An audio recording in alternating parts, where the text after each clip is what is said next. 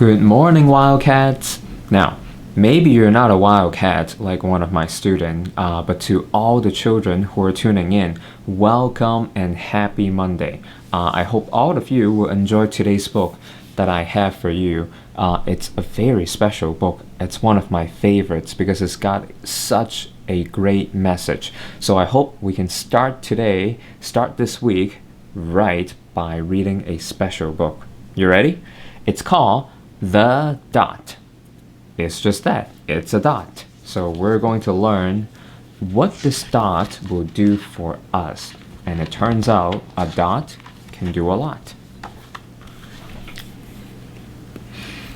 Art class was over, but Vashti sat glued to her chair. She was not moving.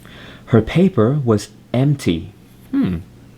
In fact, girls and boys, if you look closer, Vashti is turning away from her paper. She is setting backward and she does not look very happy. But we don't really know why yet. And Vashti's teacher leaned over the blank paper. Ah, a polar bear in a snowstorm, she said. You get it? Because the paper is blank white, so the teacher is kind of joking actually. Very funny, said Vashti. I just can't draw. So now we know why Vashti is upset. She doesn't think she can draw and she doesn't know what to do for her artwork. Her teacher smiled. Just make a mark and see where it takes you. Vashti grabbed a marker and gave the paper a good strong jab, like that. Boom. There, she said. Oh no, can't turn the page. There we go. And then her teacher picked up the paper and studied it carefully. She pushed the paper toward Vashti and quietly said, Now, sign it. Now, sign it means to write your name on it so that you can mark something to be yours and people know that it's yours. That's why we like to write our names on our schoolwork so that the teacher knows it's ours. Vashti thought for a moment, well, maybe I can't draw, but I can sign my name. So she did. On the dot that she drew on the paper, she wrote her name.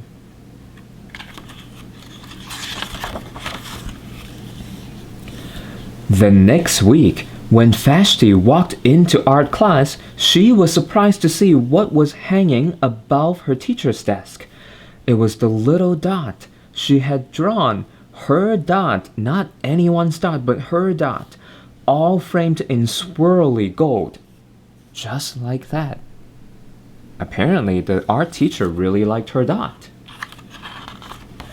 But guess who didn't like her dot so much? I can make a better dot than that.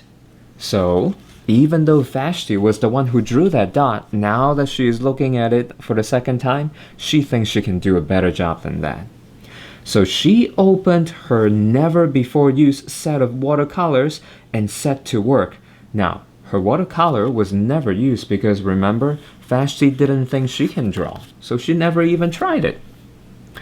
Vashti painted and painted. A red dot, a purple dot, a yellow dot, a blue dot, but that was not it. The blue mixed with the yellow, she discovered that she could make a green dot by mixing colors. How cool! Vashti kept experimenting. Lots of little dots in many colors. Now let's pause. The word experimenting could be a big word for some of us, but all that means is keep trying new things. That's kind of what it means. So she is trying all different kinds of colors, mixing them together.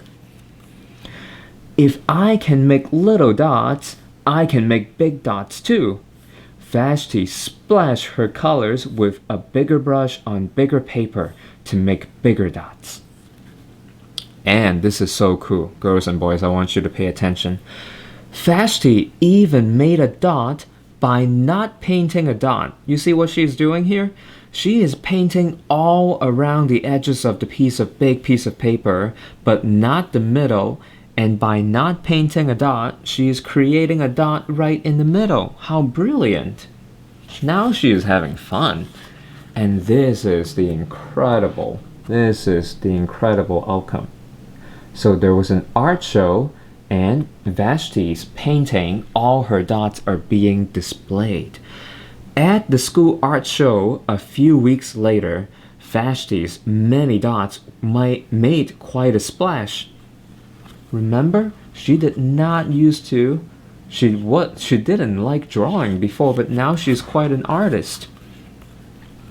And this is the cool part. Vashti noticed a little boy gazing up at her. You are a really great artist. I wish I could draw, he said. I bet you can, said Vashti. Me? No, not me. I can't draw a straight line with a ruler. So he also does not think he can draw, just like Vashti did. Vashti smiled. She handed the boy a blank sheet of paper. Show me. The boy's pencil shook as he drew his line. So he did have trouble drawing a straight line. But did it matter? Maybe not, because Vashti stared at the boy's squiggle, and then she said, can you guess what she's going to say? I bet some of you can, because you've been tracking with me, and please sign it. And that's what she did. She handed a piece of paper back to the little boy, and he did. Well, that is actually the end of the story, but before we go today, let's talk about what we can learn from Vashti's story, because I think there is such a great message here. Now remember, at the beginning, did our friend Vashti think that she could draw? No, she was actually upset because she didn't think she can draw and she didn't know what to do for art class. But then it all started with what?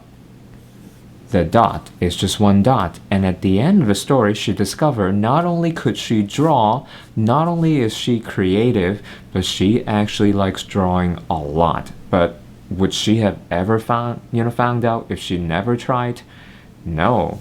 And at the end of it, she even encouraged the little boy to be an artist too.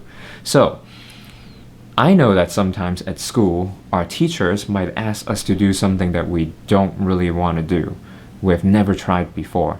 But if we learn from Vashti's experience, what we can learn is that we should at least try it. Because if we don't try it, we don't know if we're going to like it or not. Because if you don't try it, you might miss out on some things that you actually really enjoy doing. So, I hope you liked today's story, and I hope you will learn from Vashti's lesson that always try. At school, especially when the caring adults in your life are asking you to try different things, try it because you might like it. Alright, I'll see you back here tomorrow and have a great day. Bye!